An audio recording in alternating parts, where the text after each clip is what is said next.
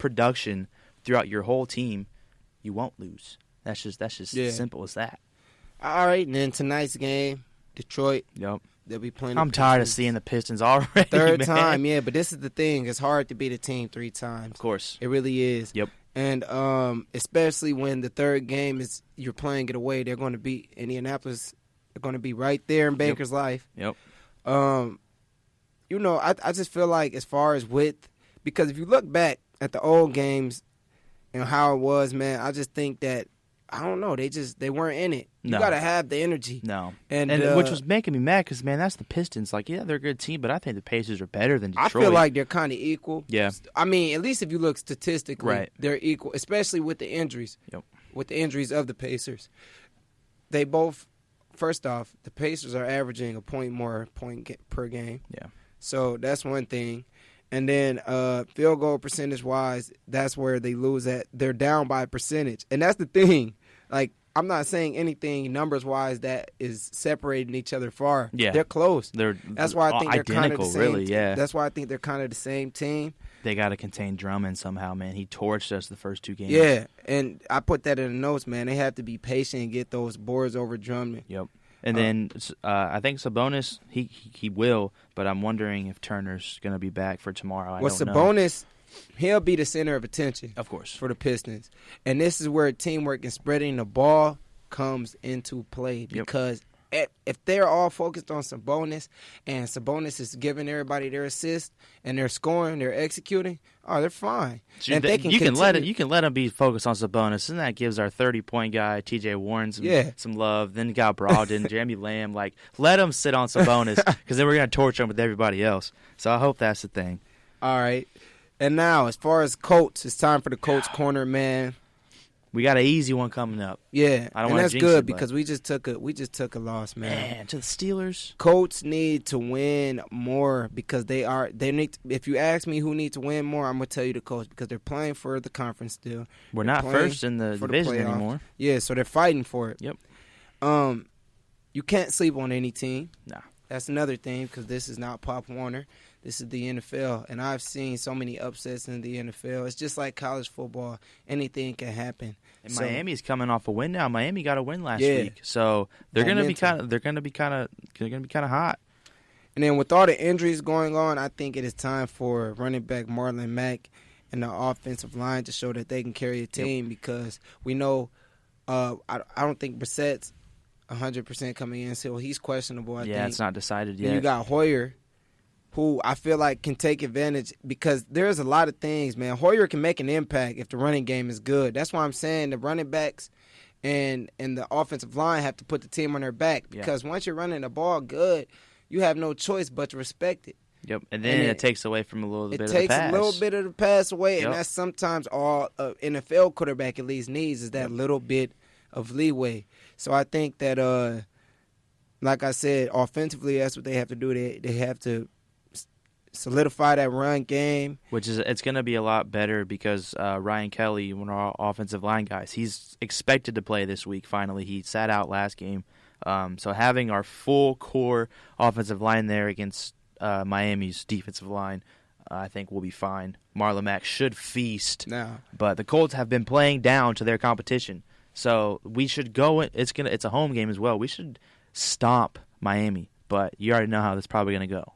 Now, if you take a look at the points per game, there's no reason why the defense should not be good. Yep. They're averaging 12.9 points per game. There is no reason why we should not be able, or why the Indianapolis Colts should not be able to stop Miami. No. Okay? The secondary needs to stay solid because stopping the run game shouldn't be a problem, I feel like at least. Nah.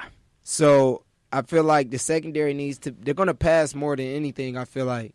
So the big thing, man, is, and this is the thing, their yards allowed, the average yards allowed for Miami is and it's for total, not just passing or rushing. For total, it's 411 yards. We need to be able to do something with 411 yards. And I think the Colts need to smack them. It's going to be a home game. Don't make this a harder game than it needs to be. Of course not. You can't. I don't think Brissett should play, even if he's ready, quote unquote ready. I don't think he should play because it's the Dolphins. I think he can dress and like be ready, but let Hoyer get to start. Let Hoyer run the offense this week. Like if it was a game against like the Titans or the Texans or something, obviously Brissett would be out there. But it's kind of a rest week or it should be a rest week for Brissett. But like I said, the Colts have been playing down to their competition this year. So, and when you have an offensive line like the Colts, because people has been asking like, can Brian Hoyer really be a quarterback for an NFL? This is the thing. If you have a good offensive line like the Colts have, all you have to do as a quarterback is go out there and not lose the football game. That's all you have to do. Make the right decisions, make the right throws at the right times. Just don't do anything stupid. Just don't fumble the ball too many times. Just don't. Like I say, I understand that mistakes are going to happen. You're going to throw interceptions sometimes. You're going to fumble. That type of stuff is going to happen. But are you going to continue to let it happen? Will you take over when it's those times in the game when it is close? And that's what separates a lot of quarterbacks in the NFL. And not even just the NFL, everywhere. In high school, in college. We talk about it here. Everything, man. Another thing, NCAA men, they have, I think, 2 rule changes. You know more about the story than me, so you go ahead and tell the people about that. I know it's a 3-point line. I think they moved that back. And then they added some time to the shot clock, or did they take it off, or how did that work? All right, so they did a new 3-point line. They moved it back a little bit farther. I'll read this. Men's college basketball moved the 3-point line from 20 feet 9 inches to 22 feet and 1 3/4 inches. And the women's line remained the same, but they're matching the FIFA rules, like the overseas, the FIFA league. They're matching those rules, which is fine because I think it gives the players a little bit more readiness to go to the NBA because the difference between college and NBA is a bit. Yeah. I mean, it's really not a certain way that I feel about this. I feel like if I was a player, I really wouldn't be upset or I really wouldn't care. I mean, people because are pulling you're up have deep anyways all the time. Yeah, and you're going to have to be able to do that in the NBA if you're planning on playing. There's a quote here. It says, this should create more driving opportunities and posting opportunities, which that helps a lot with spacing. True. Everything isn't going to be as congested. And it says the difference in threes taken and made may end up being marginal. Players can make the shot to the FIBA distance. And people love threes just because, they're exciting. But I've always been a type, I like the drives and it gets your points dirty type of basketball because that was always just harder. Yeah. So just doing that in general, man, is going to definitely help with driving and just, getting into the paint more. Of course. And then just being back further, I still, like I said, don't really think that's going to make too much difference for the shooters because the shooters know how to shoot. Right. And like I said, they have been pulling back from real deep anyways, trying to get to that NBA range. And then the other rule change, the shot clock resets to 20 seconds on an offensive rebound. The plan with this change was to increase the flow of the game and add more possessions. The thinking was that there was no need to reset the shot clock to 30 when teams wouldn't need those 10 seconds to get the ball up the floor since they had already been in the offensive end of the court. So in past college, when you got an offensive rebound, that shot clock goes all the way back to a normal 30. You can kick it back out, take all this time on the world. Now it's 20. I love it. Yeah. Now, another thing that we wanted to add on to the show is we have a new segment called Dozier's Did You Know? And it basically it's nothing special. It's just on this day today in the sports world. I'll take you back into history, man, and we'll go look at some things that went down today. So let's get it started. May I have your attention, please? Dribbles with the left hand, the three-pointer up, the three-pointer down! To the 20, following that blocker, what a run! We're about to take it back. Time for Dozier's Did You Know? Did you know that on this day in 1943, the Detroit Lions and the New York Giants tied at 0-0? That was the first and last scoreless tie that has ever happened in the NFL. What were they playing in 1943 where they couldn't get a touch? They couldn't get a field goal, safety, nothing. 0-0. I wonder how the fans felt.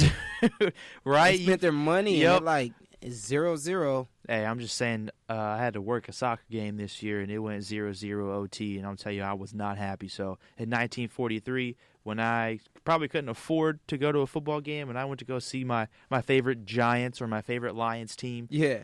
And I'm not and going to they lie. got 0 points, I'd be pissed. It doesn't say who's home and who's away. Yeah. But Detroit and New York is cold. Oh, yeah. So if it was a cold, scoreless game, Oh, my God. that's probably one of the worst. Especially in New York.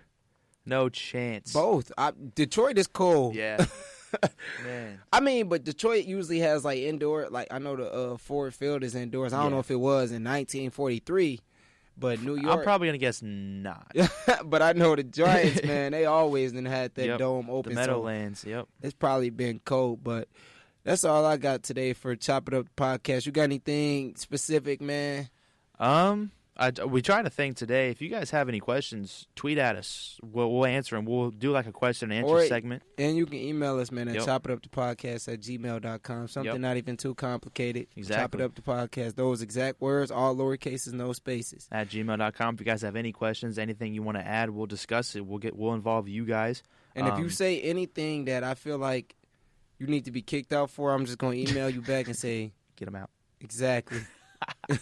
That's where we press the button. Get them out. Yeah, man. And we're going to really get them one of those. Yeah. We're going to get them one of the, get them a little sound effect. Get them out. That's we got to get somebody awesome. else saying it that sounds fun. That sounds funnier, though, because Where can they find us at, man?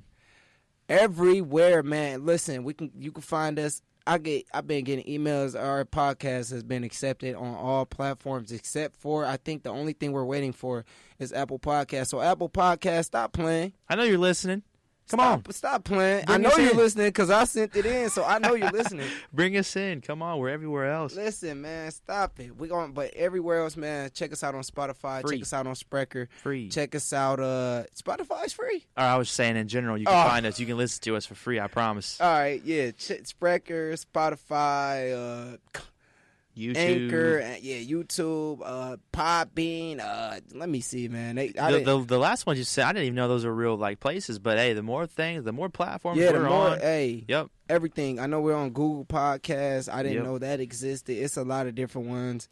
Let me go to the little emails that they send.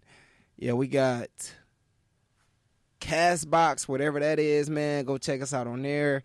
Anchor, Podcast Addict. Podcast Addict. I like that. Pocket Cast. Yep. So yeah, man, go check us out on all of that, man. But the main thing, Spreaker, I usually listen to it on there. I listen to it on Anchor too. Go ahead and get the listens up, man. We're trying to get some sponsors in here, Of course. so we need more listeners for they give us that. Anyway, man, it's Chop It Up the podcast. I'm Amere Dozier alongside my partner Baylee Chamberlain. And this is the